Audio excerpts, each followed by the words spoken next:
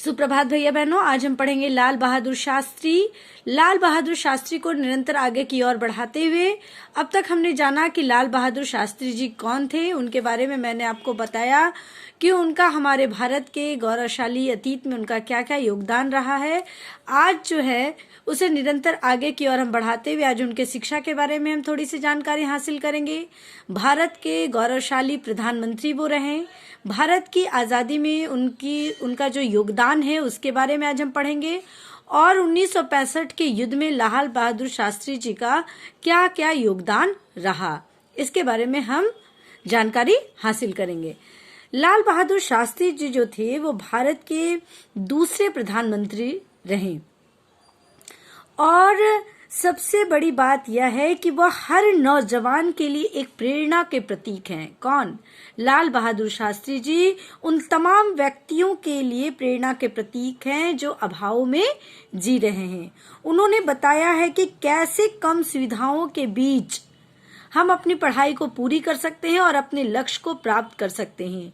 ठीक लाल बहादुर शास्त्री जी ने भी अपने कम सुविधाओं के बीच में अपनी पढ़ाई को क्या किया है, पूरा किया और देश के क्या रहे, प्रधानमंत्री बने। शास्त्री जी जो थे वो अपना पूरा जीवन जो है गरीबों की सेवा में क्या कर दिए, समर्पित किए। शास्त्री जी हिंदुस्तान की आजादी में उनका क्या रहा है, अहम भूमिका रहा है। क्या भूमिका रहा? तो उन्होंने भारत को सशक्त राष्ट्र बनाने की दिशा में बहुत सारे कदम उठाए, बहुत सारे कार्य उन्होंने किए। वे कैबिनेट में मंत्री भी रहे, रेलवे और गृह मंत्रालय जैसे बड़े विभाग को भी संभाला। तो सबसे पहले हम जानते हैं कि उन्होंने किस प्रकार से शिक्षा को प्राप्त किया। अब हम आगे की ओर बढ़ते हैं कि भारत के इस गौरवशाली प्रधानमंत्री का जन्म 2 अक्टूबर 1904 को मुगल सराय में हुआ था। लाल बहादुर अभी 1.5 वर्ष के भी नहीं हो पाए थे कि उनके सिर से पिता का साया उठ गया। उनका तथा 2 अन्य बड़ी बहनों का पालन पोषण उनकी माता रामदुलारी पर आ पड़ा। मैंने आप लोगों को पहले भी बताया कि उनका जीवन जो था वो बड़ा संघर्षपूर्ण था। बहुत छोटी सी उम्र में ही उनके पिताजी का क्या हो गया था, देहांत हो गया था और उनकी माँ ने ही सारे भाई बहनों का क्या किया, पालन पोषण किया। लाल बहादुर जी ने अपनी प्रारंभिक शिक्षा अपने नाना के घर रहकर प्राप्त की।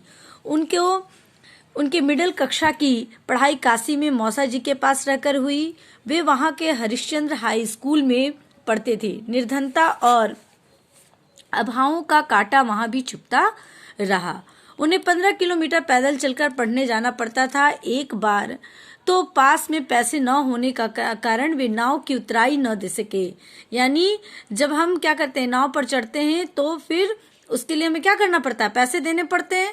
लेकिन उनके पास क्या थे, पैसे नहीं थे और उन्हें गंगा को तैर कर पार करना पड़ा। मतलब यहाँ बताया गया है कि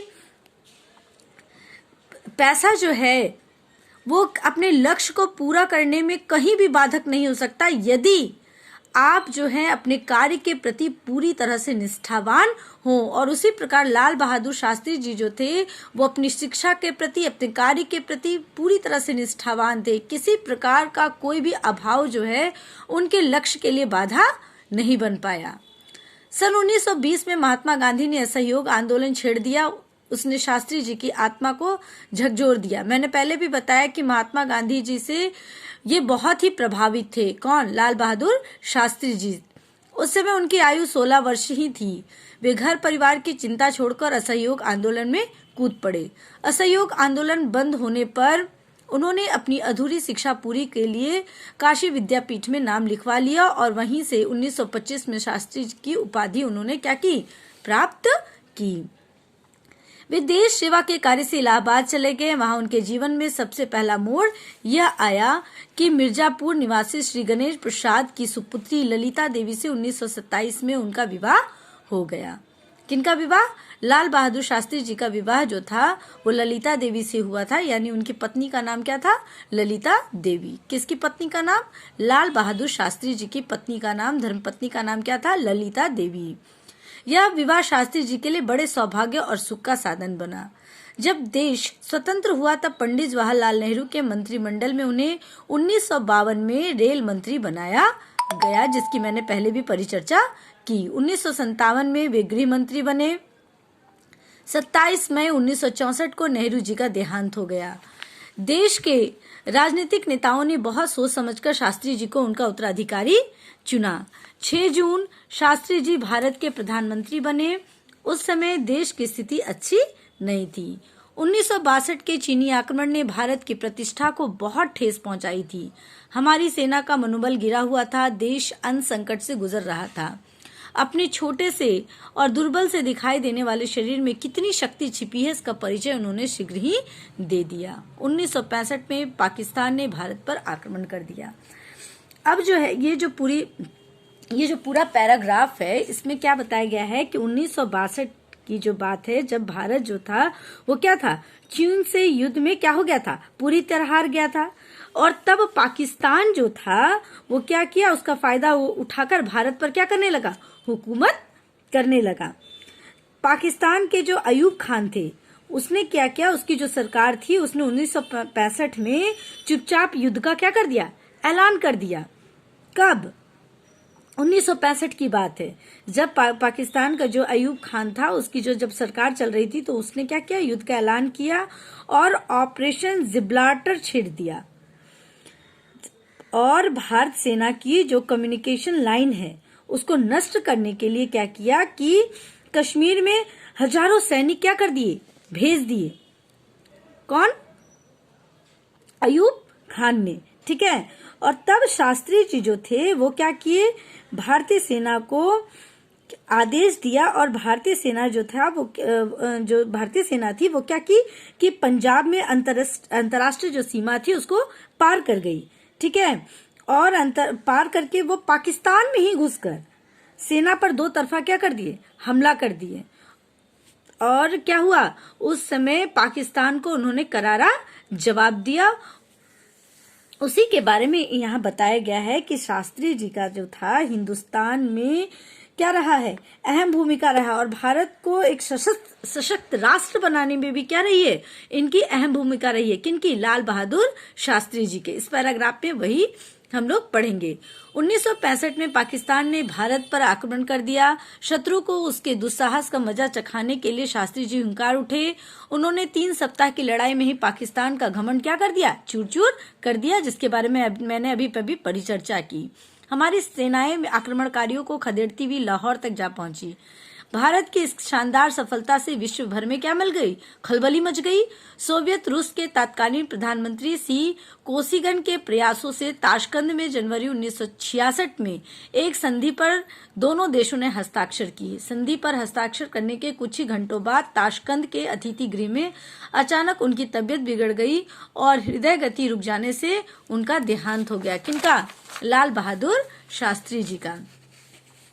इस हृदय विदारक समाचार से सारे विश्व में हाहाकार मच गया। भारतवासियों को तो इस समाचार पर सहसा विश्वास ही नहीं हुआ।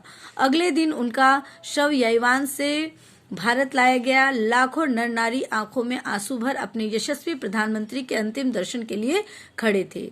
विजय घाट की उनकी समाधि बनी। जो श्रद्धा और सम्मान उन्हें मिला वह उन बिरले पुरुषों को ही मिल पाता है जो जन जन के हृदय सम्राट होते हैं।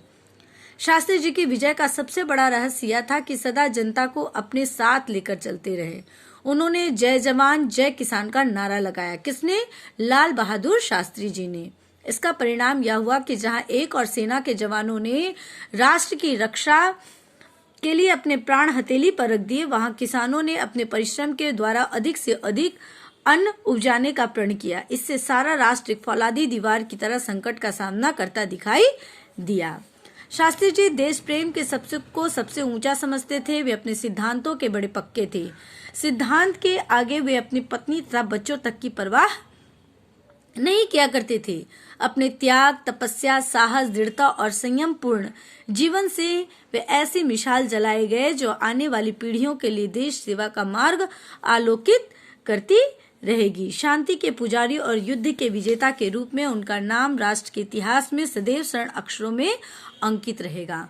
तो इस प्रकार हमने देखा, हम सबको ही जानते हैं कि जो जन्म लिया है उसका मरना क्या है, निश्चित है, तय है। जो आया है वो जाएगा, लेकिन क्या याद रह जाता है, हमारे कर्म। हम जो इस संसार में अपने कर्म करते हैं, बहुत सारे लोग जो हैं, मैंने आप लोगों को पहले भी बताया है कि लोग जो है कीड़े मकोड़े की तरह जन्म लेते हैं और कीड़े मकोड़े की तरह ही मर जाते हैं। लेकिन कुछ खास लोग ही ऐसे होते हैं जिनका नाम जो है वो मरकर भी अमर होते हैं, जिनका नाम इतिहास के स्वर्ण अक्षरों में लिखा जाता है। मरकर भी अमर होना मतलब क्या है? जो अब इस दुनिया में नहीं रहे लेकिन फिर भी उनका अस्तित्व जो है वो आज भी हमारे समाज में है, हमारे दिलों में है, हमारे हृदय में भी है और हम जो हैं हमेशा उनको याद करते हैं। वैसे ही विरले पुरुष में लाल बहादुर शास्त्री जी भी एक थे। आज जो है ये चैप्टर यहीं पर समाप्त हो गया। आप लोगों को इसका प्रश्नोत्तर बनाना है और मेरे पर्सनल व्हाट्सएप पर भेज देना है। जहां कहीं परेशानी होगी आप वहां पर मुझसे पूछेंगे, मैं फिर उसका उत्तर दूंगी। मैं इसका जो समस्या होगा उसका समाधान मैं करूंगी। आज के लिए इतना ही, धन्यवाद।